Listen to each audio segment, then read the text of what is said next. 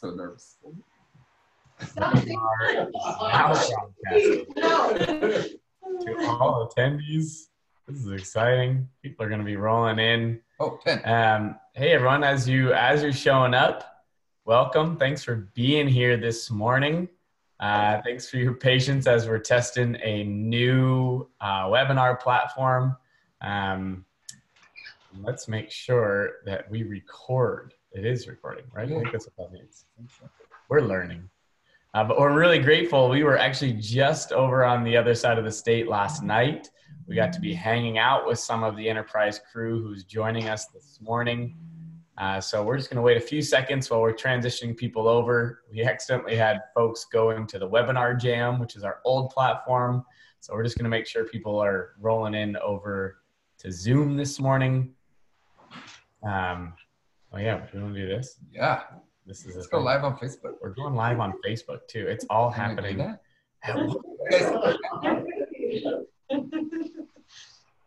Share. Make sure it's the right Facebook. Good point. Is there a filter we can put on this to make us look prettier? Where's the skin smoothing? Are you feature? what do you see right now? Do you see the slides? Yeah. Facebook. Sorry. Yeah. There we go. This will be fun. I think we can do this. Oh, Maria raised her hand. This is exciting. We're learning a lot. She's going to tell you what you need to do. She's raising her hand. Let's see here. Oh.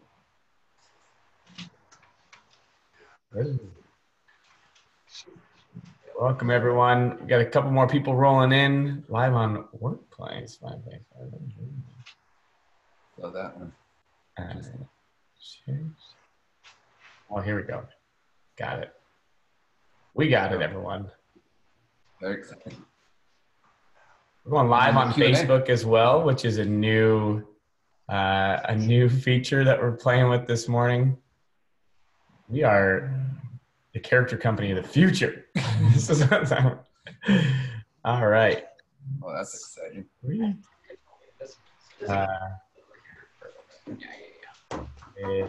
Enterprise Middle School is here with us today. A character strong. Oh. Are you guys still seeing the title slide? No, we're not. Nope, it's gone now. Oh, it's just our faces. Yeah. We need that title slide back. Yeah, get the title slide back. Well, we'll open up the Q&A. People can share where they're. As people are showing up, if you want to drop into the Q&A up top there, you'll notice a little box, or maybe it's on the bottom for you. It says Q&A. You can drop questions into there, and you can also drop where you're coming in from today. Thanks for being here. So I'm going to pull up slides, and let's get rolling this morning. Welcome, everyone, to another Character Strong webinar. Today, we are joined by this epic matching crew in Enterprise Middle School, the Tri-Cities. They're in Richland, and I think we met a few years ago at this point. And along the way, we've had a lot of different touch points, which is one of my my favorite things and things I'm most grateful for about this team is the consistency and the persistence in making this happen. And it hasn't been just a one-off thing. John has done assemblies there. I've done assemblies there. We just had another one of our Character Strong assembly presenters, Esteban, was there this week, did a parent night there. You've sent probably your whole staff to one of our 1 or 2 day educator trainings. There's been multiple professional development touch points.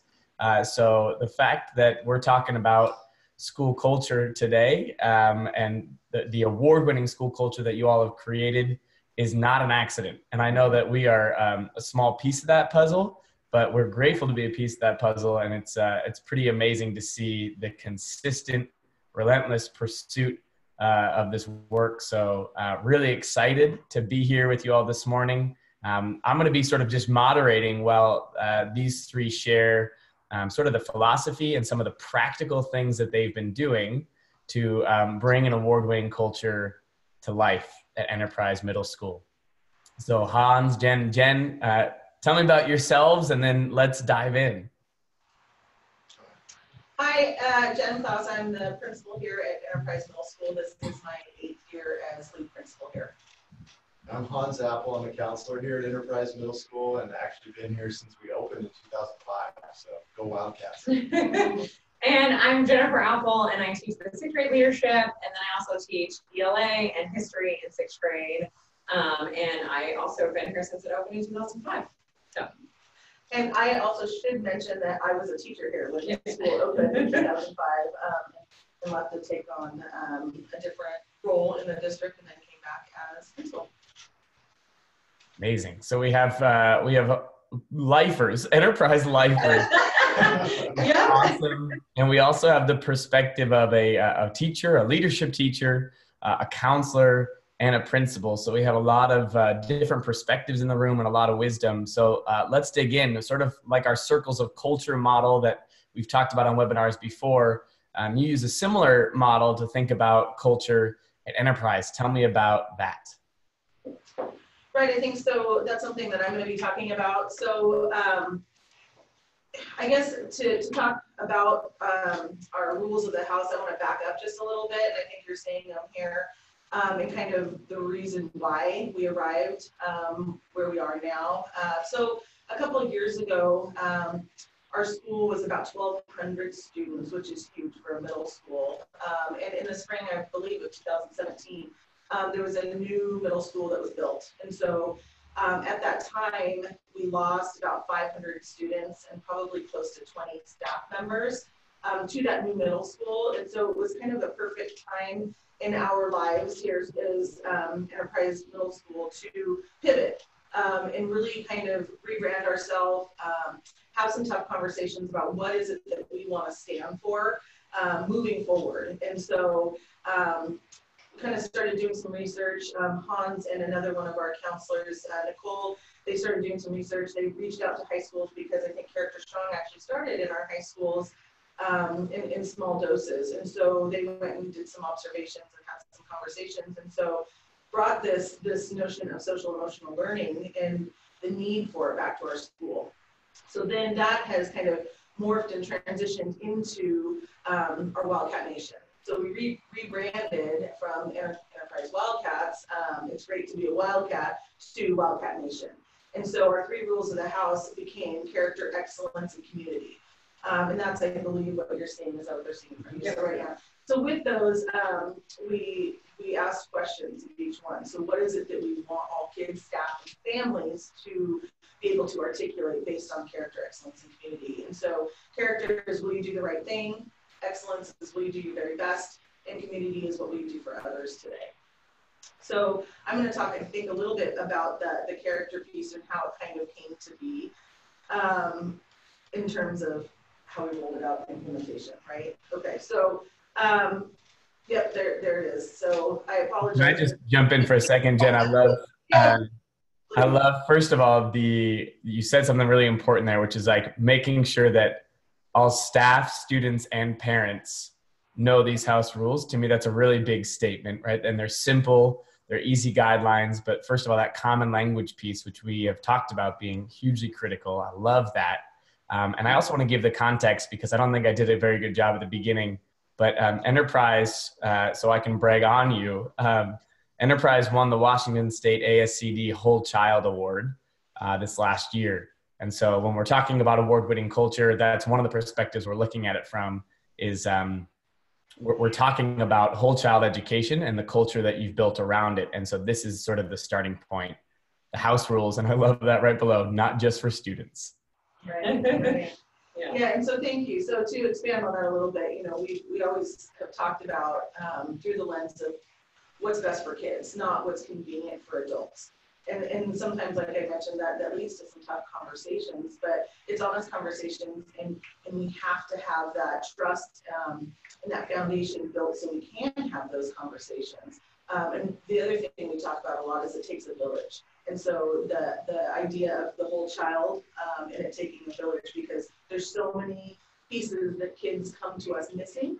And so once we identified that, and we've done a lot of kind of poverty work, because as we lost that big chunk of kids, our demographics changed. And so there was a big felt need about, we need to do something different. But it wasn't, you know, scrapping our entire playbook. It was just, like I mentioned, just a kind of a pivot, just a shift in what we do.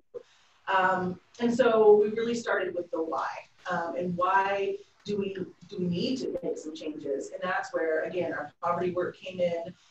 We brought John in and talked to the staff. And so, you know, I think his opening comment, or one of the opening questions, was, who doesn't need character training in today's day and age? And how can you argue that it's a bad thing or it's wrong to teach kids how to be character strong and using those, you know, building those muscles, right? Because we understand that personality is a pretty fixed thing when kids are young, but character is something you can always work on, you can always build, you can always get better at. And as adults, we have the obligation to set conditions for not only our students to demonstrate character, but also for our staff and for our families, give them those opportunities to do so. So I'm kind of getting ahead of myself a little bit, but one of the things that's key to strong implementation is very intentional training behind that. So you mentioned your entire staff, and when I say our entire staff, I'm not just talking about our certificated teachers. We have a huge support network here with our secretarial staff, with our paraeducators, and they've attended the trainings as well, because we want everybody to speak the same language when people are coming into the building. So secretaries, for example, they're kind of our first line of defense, right? So it's how they greet those parents coming in that lays the foundation for all of the other interactions that take place within our building. Part of the, you know, the trainings I was talking about, we've done book studies, and we started with James Hunter's The Servant, and I think you saw it flash up just a little bit ago. But we started with The Servant with the whole staff, and then we moved into The Culture, the second book by James Hunter. But it's critical that I believe that staff read those books in conjunction with rolling out Character Strong. The reason I say that is because John, you know, has derived a lot of the foundation for Character Strong out of The Servant. That's where we kind of, pardon me? It is. It's a lot of the theory, yes. And so that's where our rules of the house came from. You know, we made it our own, but it opens up conversation. So we read a chapter or two at a time and just have this open format and have some honest conversations. And there's some tough stuff that you have to talk about, but what that ended up doing is it allowed, again, going back to setting the conditions for staff and students, we set the conditions for our staff to be vulnerable with one another, and that's a really hard thing to do. But if we're asking our students to be vulnerable and sharing their stories with us, we need to model that. And so we need to start with ourselves and look in the mirror and say, how can I get better? What can I do for you to make you better? And so that, I think The Servant paints that picture beautifully. The Culture is almost even stronger in terms, because it talks about not just oneself, but the entire culture of either families or schools or organizations, whatever it is. And so, again, those are just, I think, a foundational part going into the implementation of Character Strong. Some of the other things that we've done, I mentioned, you know, the Character Strong training. We've sent kids and staff to leadership conferences, to service conferences. We have groups come in and present to our health classes, but it's all very similar, the same language. And it's about all of the 8 character traits in Character Strong. We really kind of are intentional about how we use that language. Moving towards the next one, and stop me if I'm talking too fast. I tend to talk really, really fast. Sorry, I keep clicking ahead on you. It's my fault. Would you if you want to pull this computer just a little bit towards you, I think we'll be able to hear it just a tiny bit clearer. It would be awesome. Okay. This is right. Yeah. Too close. There you go. Yeah, so the next part is accountability that we're going to talk about. So when we talk about accountability, we can't just hold students accountable to a certain set of criteria without, again, holding ourselves accountable. And that's the entire team. And when I mean accountability, it's not a gotcha, it's not a hammer, it's not the principle, this is an evaluative thing. That's not it at all. What we mean is we need to hold ourselves to the standard, and what gets monitored gets done, and what is celebrated and acknowledged gets rewarded. And so we have a lot of different things that we do very intentionally. So we had, at the beginning of the year, we had staff members write letters to their students, and these are posted outside their classroom. We've had students come and talk to our staff at the staff meeting, and they explained what character strong during advisory means to them. The other thing we did with advisory is we looped the kids. So last year was our first year of implementation. But for example, Jen Apple is a 6th grade teacher. This year, she has that same group of kids in advisory as 7th graders. So we're intentionally building that small community. And so it's kind of, we're building the adults in there almost to be, their surrogate parents when they're here in the building. So they can meet every single one of those needs, going back to the whole child. Some of the other things that we do for accountability is we talk intentionally about what we're reading. For example, we do all staff book studies, and the kids know what we're doing. Right now, we're reading Future Driven, and it has a lot of these different pieces and elements of character and relationships. And so it says you can't move forward with technology or with adaptable learning until you have relationships. Everything we do is about relationships. We're in the kid business. We're in the human business. And so we would be sadly mistaken if we think it's about anything else other than relationships. We also do character dares. One of the things that is sent out weekly is one of the character dares, and we just take that, we steal that from the Character Strong website. And so that's sent out, and we hold each other accountable to that. It's posted on our Google Classroom, and so our staff members can respond to that, or we can make little reminders of, hey, how'd you do with your character dare? Because we ask students to do character dares in their Character Strong lessons, and so in turn, we have staff do character dares as well. We also have reminders, and what you're seeing here, these are actually, this is another thing that we did for accountability and I guess just implementation, so that drip, drip, drip, so there's constant reminders instead of drinking through a fire hose, is we have a word of the month. So we've taken those 8 character traits in Character Strong, and we make that a word of the month. And so what we do is it's posted everywhere. You can see the signs and displays, and again, these are taken right from Character Strong website. Those are posted on all of the office doors. They're posted in the classroom. We make copies for our staff, and what we ask them to do is towards the end of every month, we send out a survey to our staff, and we ask them to nominate students who have demonstrated that particular word of the month. So last month it was kindness, I believe, and so we get dozens and dozens of recommendations from teachers. The office team reads through those, and we make sure that kids perhaps aren't getting back-to-back awards. We want to spread it out, and so we want to recognize as many kids as possible. And what we do when we reward them is if we have an assembly coming up, we recognize them in front of the entire school. And if that doesn't happen, that's okay. What we do is we still give them a certificate. They get a Character Strong t-shirt. And we take their picture as a collective group. It's posted on social media, and it's also posted inside our school. We have kind of a rotating TV screen, and it kind of loops through some different things, but it's celebrated in front of the entire school.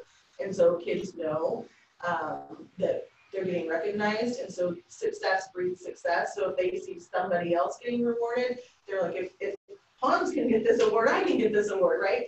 And so then the kids, they wear their swag, they wear their Character Strong gear. And so kids know that when somebody is wearing a Character Strong or Choose Love t-shirt, they've earned that through the school.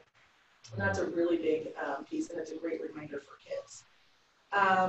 The other thing that we do is we have our Character Strong lessons.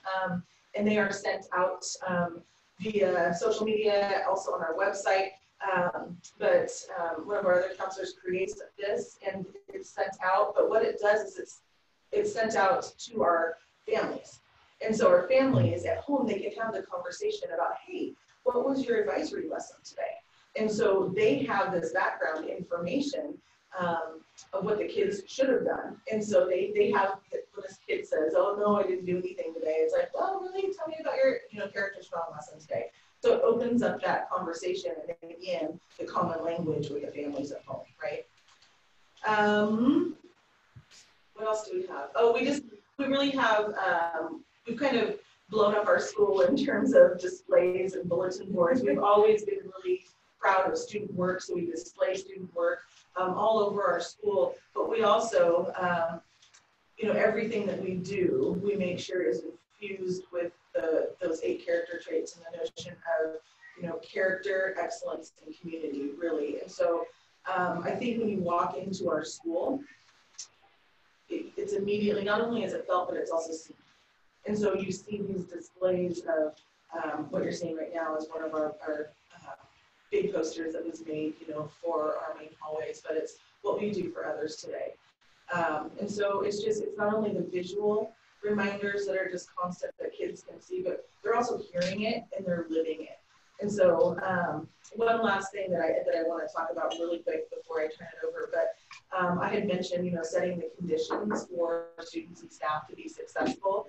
And I just want to explain that or expand on that a little bit further. So what I mean by that is, for example, let's say our word of the month might be perseverance, right? And so a staff member can set the conditions in their classroom by setting the kids up and telling them, like, listen, you're going to have this task or this test. It's going to be really, really hard. It's going to be difficult. It's going to test you.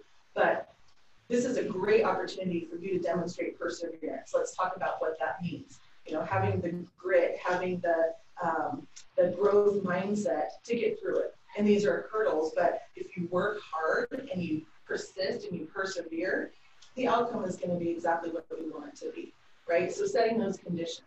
And that's not just in the classroom. We have club advisors, we have activities, we have sports and coaches that they set conditions all the time. One of my favorite stories in regards to sports and a coach setting the conditions for their students to model this behavior is one of our B basketball teams.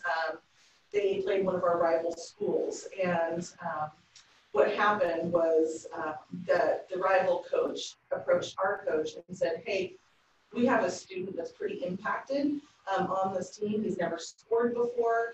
I'm wondering if you can help us out here. So our coach went to our players and shared that and said, we have a great opportunity to make this kid's day. So this is what we're going to do. We're going to play shell or token defense. And the other team gave the ball, obviously, to the other student. The student that was impacted, he scored. And the crowd went wild. Our student section, our parent section went wild, both sides. Not only did our students let that happen or do that one time, they did it twice. And so the response, I get chills just talking about it, but the response to that was amazing. It was, the kids felt so proud of themselves because they set the conditions and they allowed this to happen, and they saw the tears of joy, not only on that student's face, but on that student's mother's face. She had never experienced anything and never felt that kind of love from a group of middle school students, middle school athletes ever before. And so being able to set those conditions is so powerful, because how else would those students have been able to experience or feel that? They probably never would. And so that was a simple thing, but it could have been a missed opportunity. Yeah. So I'm just so proud that our staff and our students and our families have taken this on and then live it every single day. It's not just lip service. It's not just a tagline. It's not just, swag we wear. It's what we live and we breathe every single day. Yep. No, it's so true. I love the premise of setting the conditions, right? Because sometimes we have these one-off YouTube videos that it's like, this cool thing happened, but most of the time those things happen because of a lot of other small things leading up to it. right? And if every single day, which I know this is true, if every single day students are being asked the question, that character, and we call it the question that's not getting asked, what will you do for others today? Then all of a sudden, when they're provided with an opportunity, it's passing period. And all of a sudden, they're this is live. This is actually happening. You're at school right now. Yeah, it might get loud. Sorry. I love that idea of when we ask that question enough, then when the opportunity presents itself, which is how the coach frames it, here's an opportunity to live into the things that we already believe in. It's not a big crazy outside event. It's like, this is part of the culture. This is what we do. I love that. So in my brain, just hearing it, a couple things that stood out to me. I love that you take this idea of character, and you break it down into these pieces. Number one, training, which is to say, we got to make sure that people are speaking that common language. We got to make sure that people know how to do this. So equipping them with tools, which you all have done so brilliantly by bringing outside folks in to support the work. You also have that like dedication to reading or learning, that group book study, or something like The Servant or The Culture. We got to do what's best for kids, not convenient for adults. I love that line. It's so good. And then you talk about accountability, which is like, if we don't monitor it, it doesn't happen. So we need to put a focus on that consistency piece. And the only way to do that is through intentional accountability. And that happens staff to staff. That happens administrative people to staff. And if we're doing this work really well, it starts to happen student to staff, where students are saying, hey, why aren't we doing what we said we're going to do? And then that last piece, my favorite line from John is, we need to be reminded more than we need to be taught. And that's one thing that you all do so well, which is those daily and weekly reminders. I love the fact that you send out the objectives from the advisory lessons to the parents, because now not only is it a touch point in school, it's a touch point on social media, and hopefully it's an opportunity for a touch point at home. So will you do the right thing? Well, yes, if I'm trained to, if I'm held accountable to, and if I'm reminded to. Awesome. Thank you so much, Jen. What's next? Excellence. I'm excited about this. The other Jen is next. Yeah. The second Jen number 2. So I'm going to talk about excellence, which when we kind of started looking at this, and when they created these 3 things, excellence was kind of more about the academic side of it. So will you do your very best, meaning more in the classroom. So we're talking about kind of in the class, what are you going to do that's your very best? And so one of the things, we kind of came up with these 4 Ds: engagement, empowerment, experiential, and epic, to kind of describe what your classroom should look like. And the first thing that I think of is James Hunter. And in his book, he talks about the difference between having a manager versus a leader in the business setting. And so as a teacher, all of you teachers that are listening right now, you know that we were taught you need to be a good classroom manager to be a good teacher. And that's the thing that we're taught so often, is you have to manage your kids. You have to manage your kids. And it's like, no, we should be a leader in the classroom. So I think as teachers, we need to shift our focus from classroom manager to classroom leader. That's really what we're doing, is leading our students. And so part of that shift is from a compliant learner, that I'm sitting in my seat, I'm doing what I'm told, but I'm not engaging in anything. And so I'm going from a compliant learner to now I'm an engaged learner. And they only get to that point if I'm willing to be a leader in the room instead of just managing the classroom. I want you to sit quietly, I want you to do what you're told. That's not necessarily a successful classroom within Character Strong. Because we're teaching these kids to have good character, but then we're saying, oh, but we don't trust you to have character. So we don't trust you to do the right thing. And so I think as being a leader in that character building classroom, you have to give them power. So empowerment is the first one. And one of the things that we've done in our school, a few teachers have taken this on, is flexible seating. And so students come in every day and they don't have assigned seats. They choose where they sit every day. They choose what environment works best for them. So as an ELA teacher, if we're writing an essay, I've got a bunch of kids sitting in chairs at a desk or having a lap desk because they want to be able to write. But then if we're in history class and we're doing a project, I have kids laying on the floor and I'm hopping over people to get around my room because they're in the place that works best for them. So I have them laid out on the floor on yoga mats and they're like coloring and decorating and doing all of that. So they are empowered to choose where they're going to be and what works best for them. And that's showing, to me, that's all about character strong, because I'm trusting my students to have good character and trusting them that they can make good decisions. That's why we're laying this foundation so that they can actually be empowered to do things. The next one is experiential. Obviously, you know, we talk about students need like tasks that they can do in class. They need experiences in order to do this. And we've done a whole bunch in our school this last, you know, in the last couple of years here. The Golden Broom is a good example. This is all my cute little kiddos when we did the first Golden Broom. And, you know, it's an experience where they actually get to feel what it's like to be, you talked about empathy, you know, we talk about empathy all the time. And you actually get to feel what it's like to be the custodian at our school. I remember when we did this and we did, you know, my kids came in for half an hour and they did, our custodian junior, they did his job for half an hour. And they had half an hour. Junior works like 8 hours a day, like hard every day. And they did it for half an hour. And I remember we came back, we were debriefing about it. And the kids are like, oh my gosh, that was so hard. Like, and I was like, there's 30 of you doing one man's job and you're exhausted. So they really could understand what it was like to be Junior, to be him, and to be working that hard every day. And so that, I mean, that's what it's about, is you want them to learn those things through experience. And some of the other ones we've done, like the Wildcat Cafe, instead of just serving hot cocoa in the hallway and you come by and you grab a hot cocoa and you leave, we actually make it a cafe. And so the kids actually serve, they get, you know, go to the table and ask what they want, and they bring them their drink, and they actually sit and socialize and, you know, just have fun and have an experience that's not just, oh, I'm just going to go get something as a reward, that kind of thing.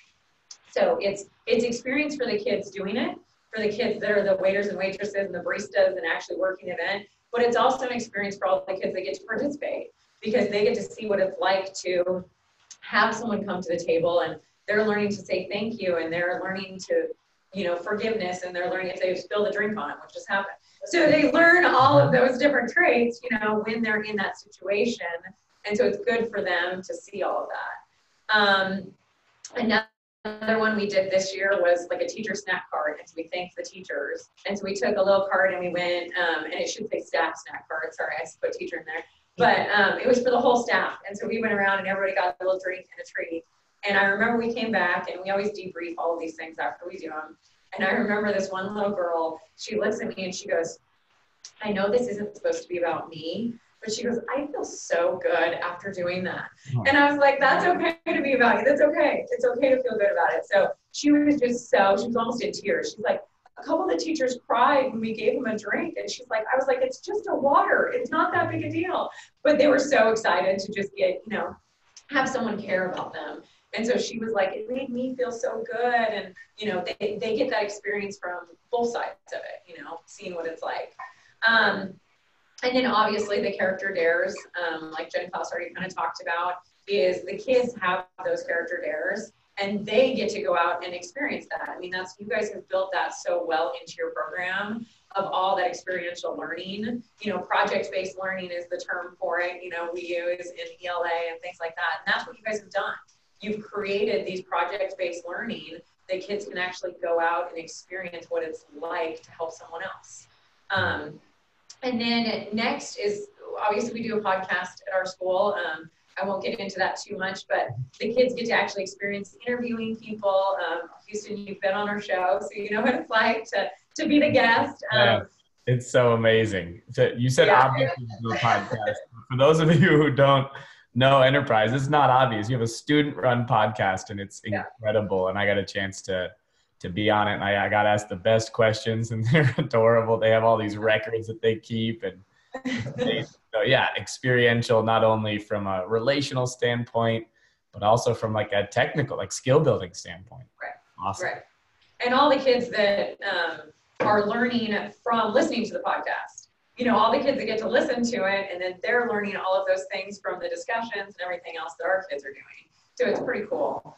And then EPIC is just, you know, basically through all of this character building, we're trying to personalize everything. So in a classroom, you want everything to be personal. It's essential. You have to still teach the curriculum, obviously. So in ELA, I have a curriculum I need to teach. In history, I have a curriculum I'm teaching. Those are the essentials. You're still teaching those, but you're personalizing it for the students. So my students are choosing when they have a project, they get to choose how they display their information. So you just need to tell me how you learned, you figure out how. But that can't happen without intentionally teaching it. So, you know, the first semester of this year I was intentionally teaching how to do all of those different ways, you know, how to use a Google Slides, how to use all those different things, so that then they can have that power to choose. So then now they're at the point where they know how to do it and they can choose. And then the last one is just curiosity. You know, I think in education, in the past few years, we've kind of killed curiosity. You know, we have. I mean, we've kind of like, this is the standard, you need to follow it. And they're curious about everything. They're kids. I mean, that's what they're supposed to do. So getting that curiosity back, and it's okay to ask questions. It's okay to say, what if? You know, David Guerin says that in his Future Driven book. It's okay for kids to ask, what if? What if this happened? You know, and they can ask those questions, and those make sometimes the better discussions. You know, when we're reading a novel and some kid says, what if?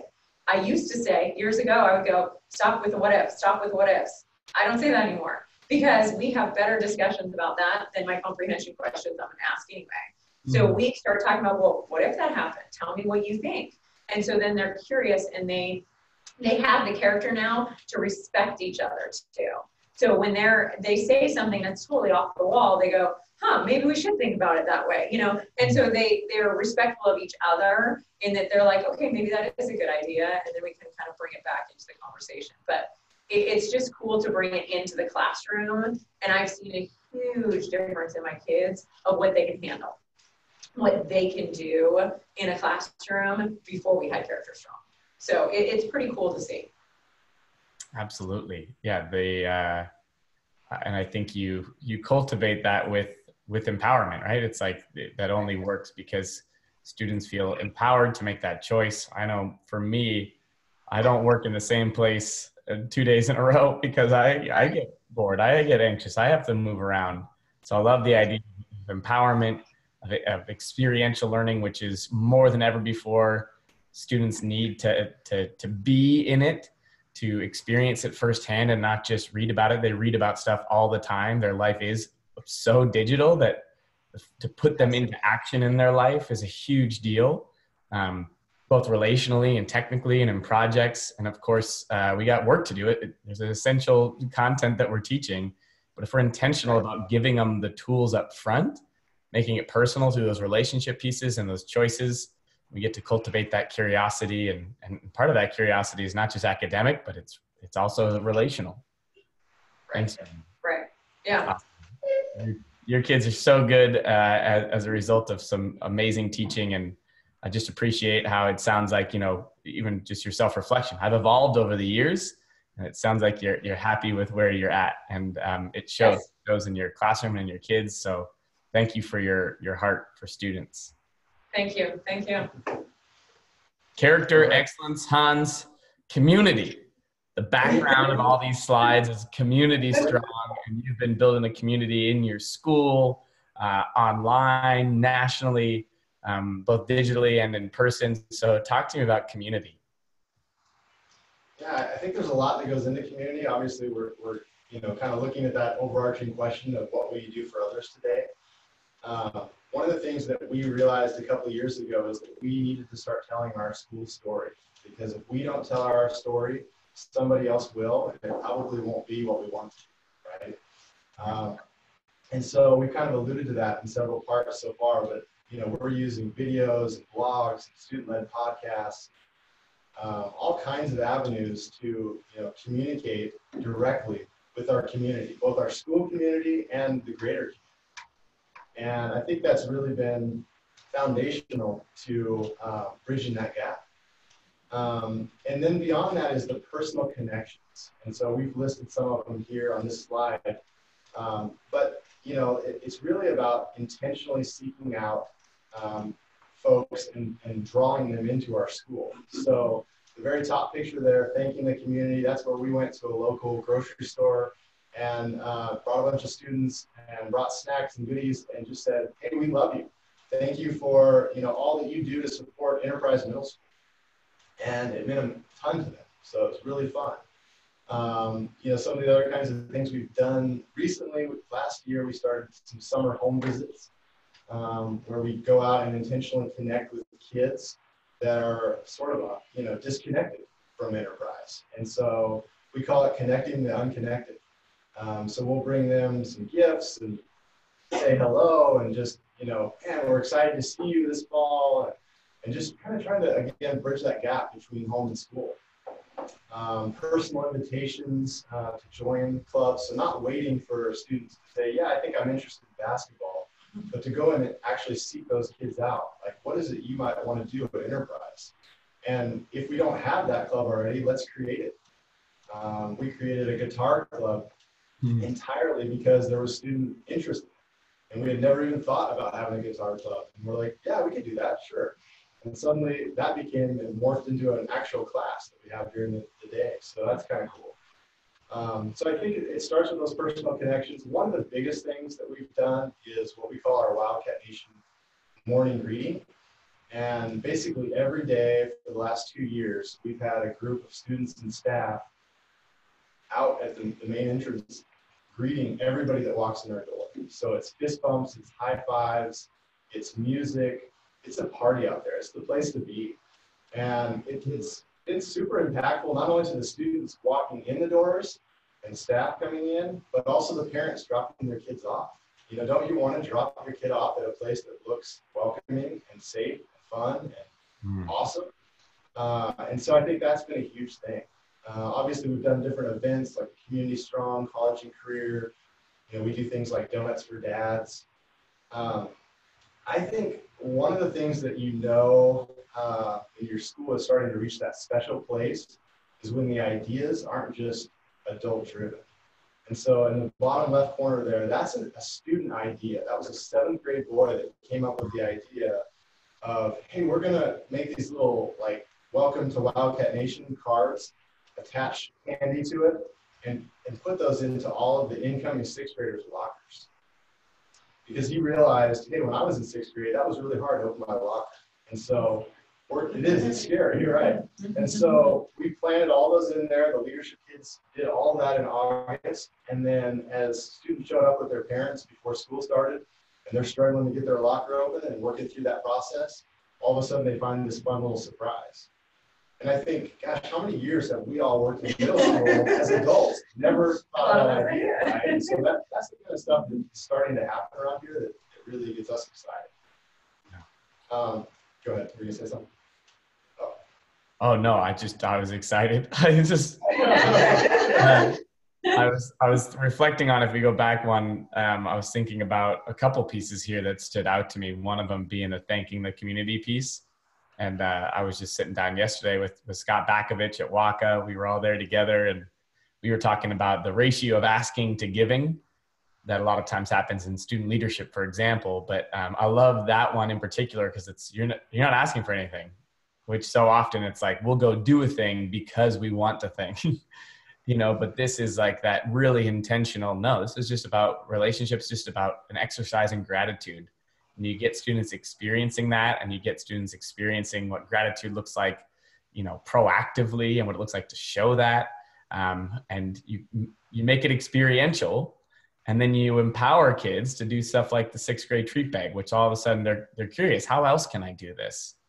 What else does this look like in my life? So these things work so well in tandem, and it's about the intentionality and the selflessness, right? The selfless disposition of what this stuff's all about, and how you role model that, and how you give students tools to role model it themselves is so cool. And you know, I go back to the morning greetings piece, which is, I know that students and staff showing up every single day.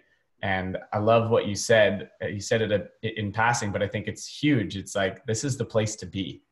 And like, what if we make the positive stuff not something we have to do or a quote unquote expectation or one of our pillars, but it's like, no, this is the place to be. It's fun. It's fun because we've put in the work to make it a fun thing, and students are drawn to it versus feel like they have to do it. And if I can just jump in really quick, you know, some of the comments that or the feedback we get from parents is sometimes parents are more terrified of middle school than their own children are. And so they're reliving, you know, those past terrors, right, of their middle school years themselves.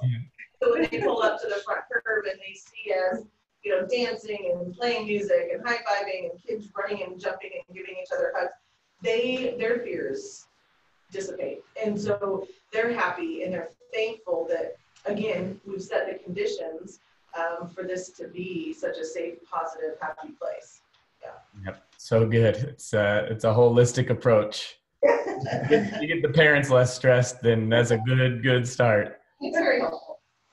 So yeah, one of my stories that I love that we experienced last year, I have to share, relates directly to community. And it was in October of 2017, so we really just kind of got going in this Character Strong world. But we had a local news station reach out to us and wanted to do a story about anti-bullying. And the manager said, you know, we're going to send out a reporter. She'll be there for 40, 45 minutes. And she'll talk to a few people, and then she needs to get across town to another story. And so we're like, yeah, cool, no problem. Come on out. And so the morning she came out, she was immediately struck by this Wildcat Nation morning greeting, right? And she just kind of got caught up in the fever of it. And the more she talked to different students, the more she kind of got excited about the way she felt, you know, at our school, and how things were going. So what started off as a 40 to 45-minute interview ended up lasting 3 hours. And she ended up attending leadership classes. She ended up talking to dozens of students and staff. And so near the end of this 3 hours, we're sitting there, and it's myself, it's this news reporter, and it's Jen Klaus. And we're sitting in Jen's office, and we're just sort of debriefing. And if I'm being real in the moment here, we're kind of trying to wrap things up. It's 3 hours, and you know, we're thinking, gosh, we have other things we need to do and people need to see. And all of a sudden, she bursts out into tears. And you know, Jen and I kind of look at each other. There's this awkward moment, like, uh-oh, and it's one of the ugly cries, right? It's like, oh no. And she's like, well, why isn't everybody doing this? Why isn't everybody doing this Character Strong thing? And you know, we were kind of stunned and by all the tears, and we're like, well, you know, that's why you're here, so you can kind of tell the story and, you know, help other people jump on board. I'm sure we said something else at the time too, but we were just kind of overwhelmed with the emotion of it. And she kind of got all quiet and, you know, serious, and kind of dried her tears a little bit. And Jen and I kind of made eye contact again. And it was kind of like, uh-oh, now what's going to happen? And she kind of slowly lifted her head up, wiped away the tears, and made eye contact with me and just said, why wasn't it this way when I was in school? And, you know, even retelling that right now just kind of brings it back to me, probably Jen too. In that moment, it was, you kind of started to realize these weren't tears of sadness. These were tears of joy. And I don't think she had ever realized that middle school could be a positive, welcoming place. Because for the next 15 minutes, she kind of regaled us with stories of mean girls, disinterested teachers, all these, you know, trials and tribulations of middle school. And it was just really cool to see kind of that evolution happen for her. But the cool part of the story is she's actually maintained a connection to our school. So she no longer is in little old Tri-Cities. She's a big shot in a big market down in California. Doing great stuff, reporting down there. But she continues to reach out to us on social media and, you know, asks us, you know, how's Wildcat Nation? Are you still doing the Character Strong thing? I just want to check in. And so, I don't know, as I kind of throw it back to you now, Houston, I guess I want to remind people that are out there that this work is super impactful, you know, not just to our students in the moment and our parents, but years later. You know, she was 15 years removed, probably, I'm guessing, from middle school. And, you know, walking through the doors, it took her right back to that middle school experience. The work is really impactful. That's amazing. That's such a good story. And one of the questions, one of my favorite questions to ask people is if you were to picture tears, like crying tears on a tiered system, what would be your highest tier of tears? And that the tears where people are, I know it's a weird question. My brain weirds in weird ways. But I love that question because it has a different answer for a lot of people. But one of my favorites is certainly like those tears of understanding, right? Which is what my sense this woman was experiencing, of like seeing something different for the first time and realizing that there's like a different possibility, right? And my friend Alex, he gave me this great compliment one time when I was having a tough time. He said, the greatest gift we can give people is perspective, because it makes your life bigger. And I think sometimes that's obviously the work of education. Relationally, I think that's the work we're trying to do with Character Strong is help young people find perspective, and adults find perspective, that there's a different way of doing things, that we can shift some paradigms, that we can ask the question that's not getting asked. What will you do for others today? And all of a sudden you see opportunities for the first time that you didn't see before, right? You see this opportunity at the basketball game, that you see the opportunities at the doors. You see the opportunity to create 6th grade treat bags because we've been given a different perspective to see things differently. And here's this woman crying because she's moved by a different way of doing things. And just because we've always done education a certain way doesn't mean we should keep doing it that way, because the world has changed a lot. And we need to fill in the gaps. We talk at our trainings all the time about what's missing in our current generation, what's missing with kids. And at the end of the day, the gaps that we can identify that we see in this world, they're only filled by teaching it. They're only filled by education. And it's not always convenient to adults, but it's what's best for kids. So how do we make time for that which is most important? Well, we create a system, right? We create a thoughtful system that looks kind of like what we see on the screen. It's like we think about what's important to us. Well, character, community, and excellence. And I love that. It's not like excellence, you said, isn't just academics, right? Community is all the stakeholders involved, and that character piece, which is a relentless pursuit you all are doing at your school. You know, when we actually articulate this and repeat it over and over again, you say repetition is the key to fluency. Like kids need to be reminded of this stuff all the time. Adults need to be reminded of this stuff all the time. And you create these opportunities for others to get involved. You create these opportunities for people to experience, like you said, Jen, experience this thing that's like, I want to do that again. It's just water. Yeah. Because I'm experiencing like true service or true selflessness for the first time. And if we don't give opportunities for kids to practice that, we might rob them of opportunities to experience that. And that's huge.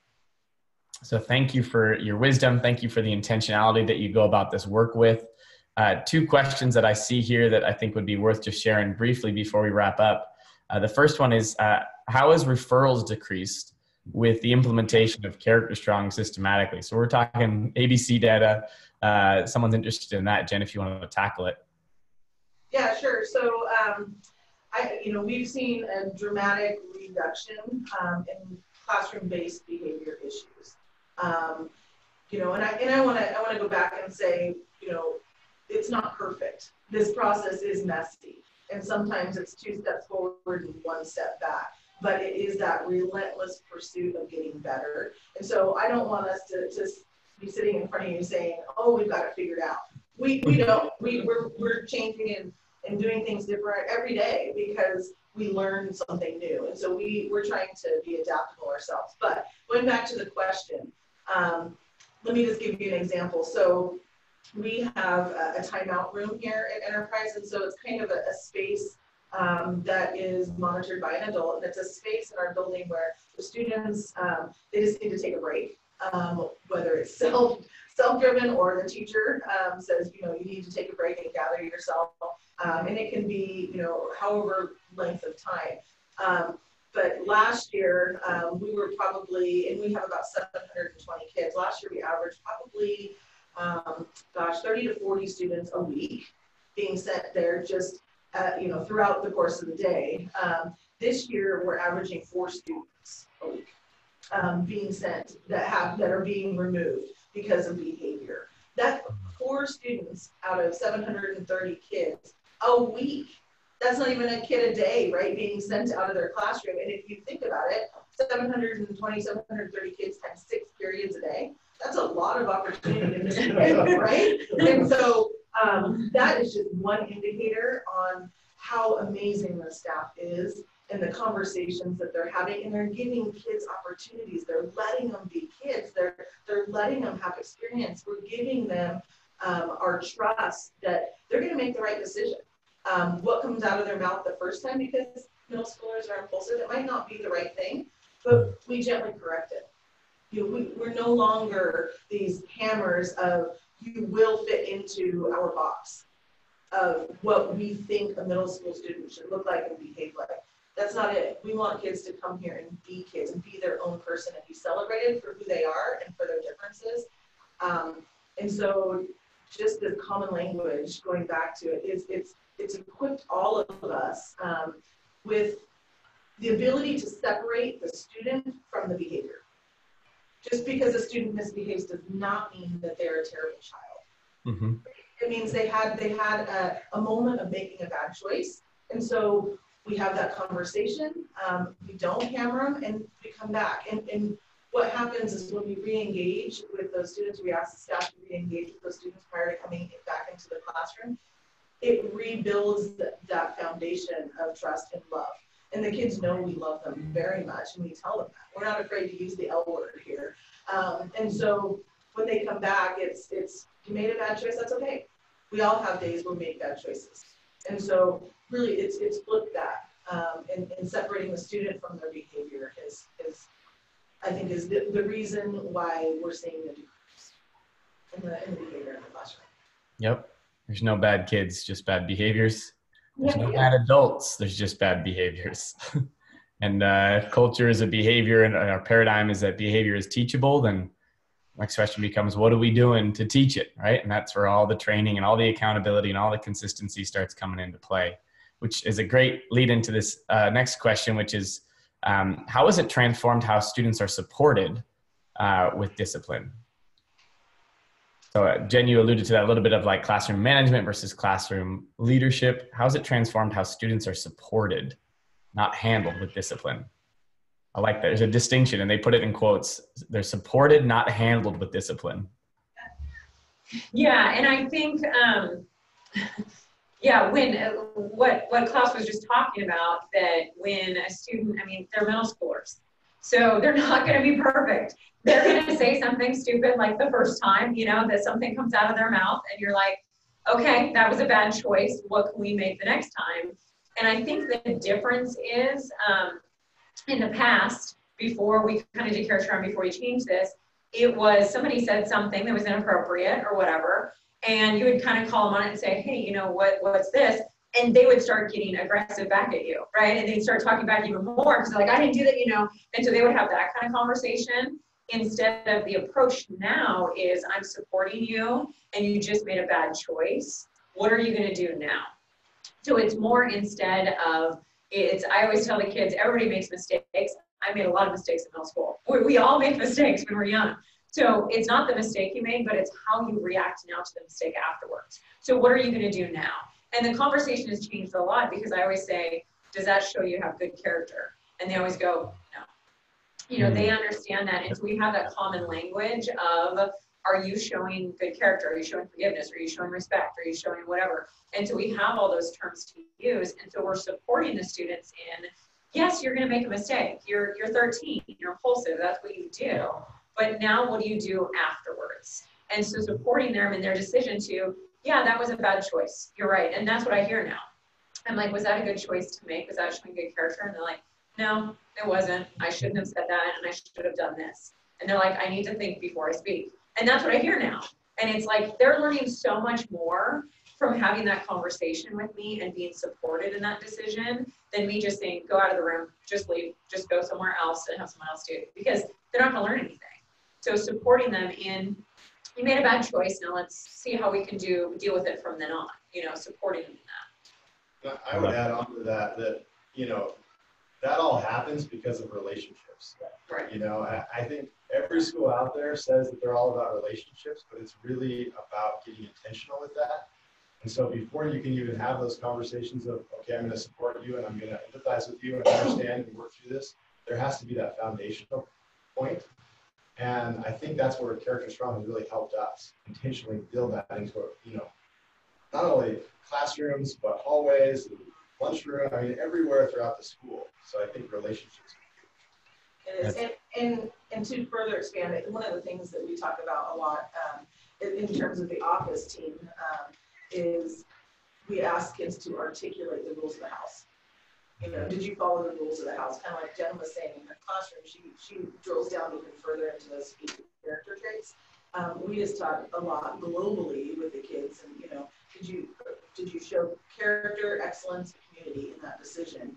And if they say no, we ask them to articulate which one they think that they didn't follow. And so it's really simple.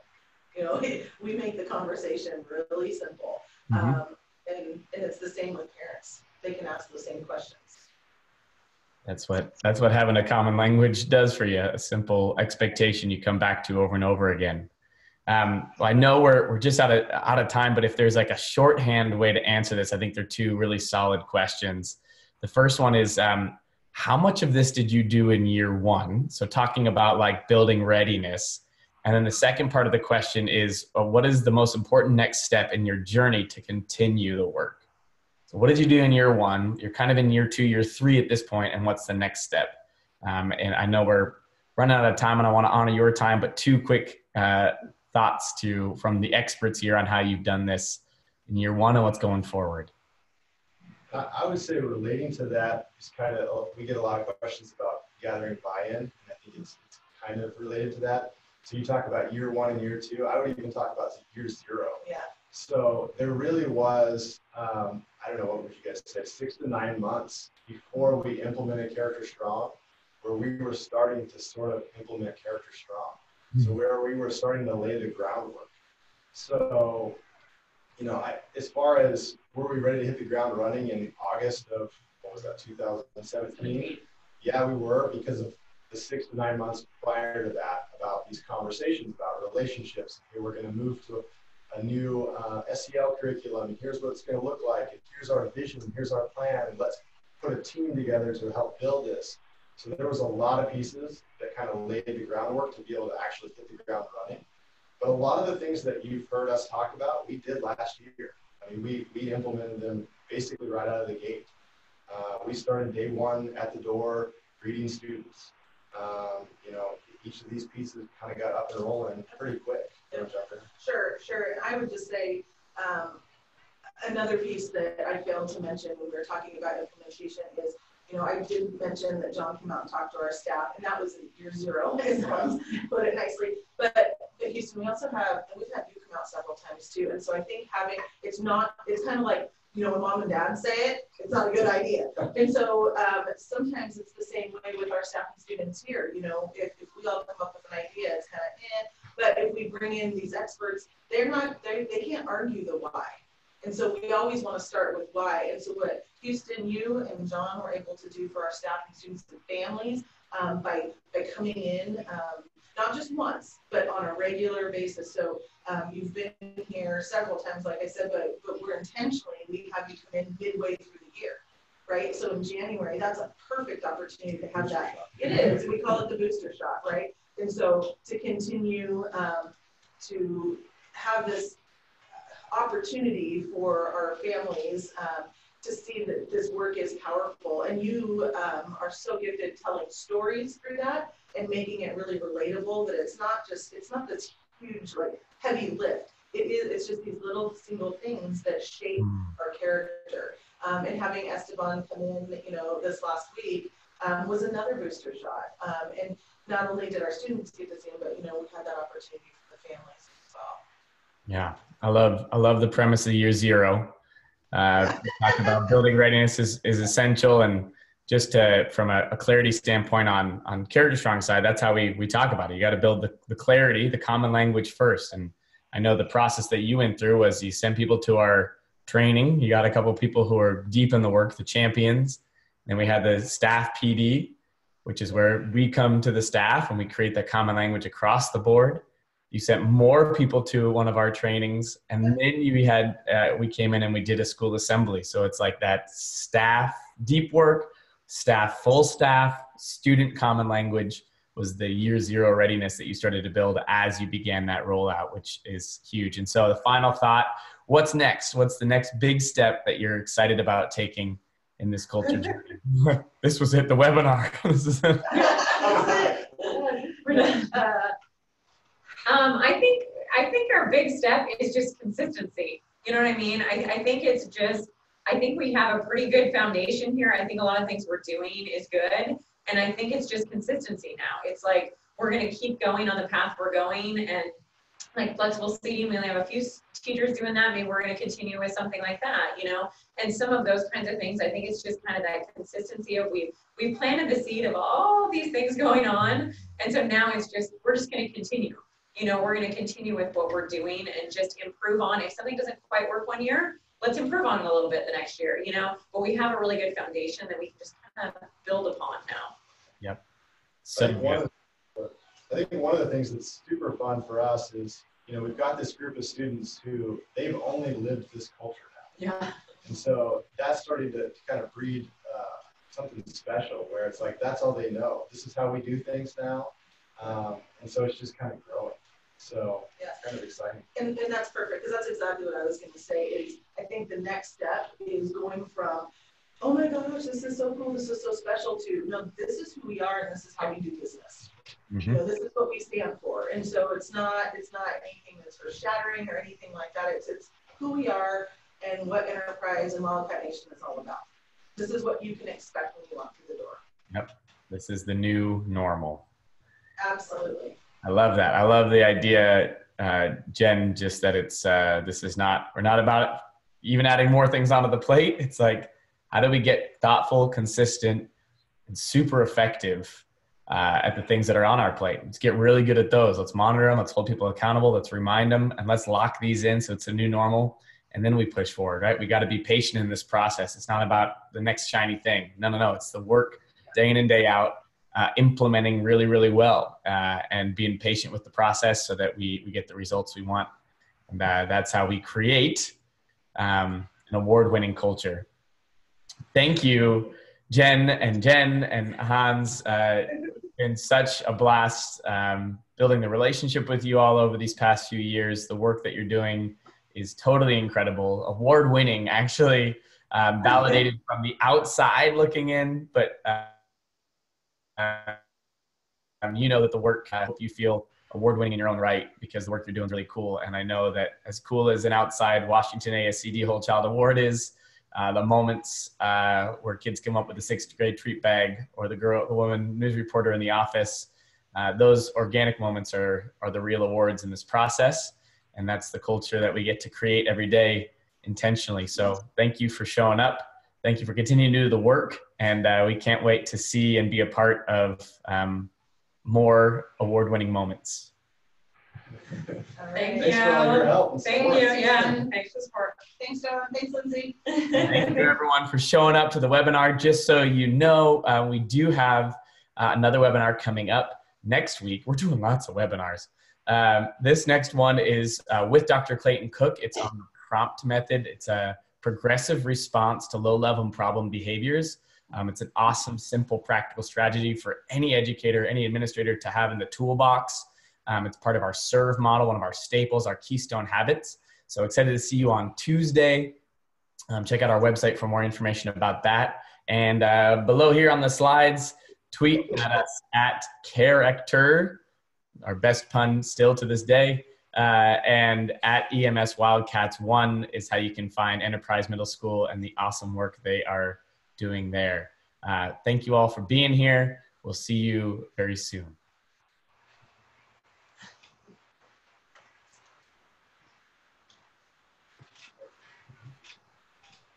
Hold on, we have to stop. How do we...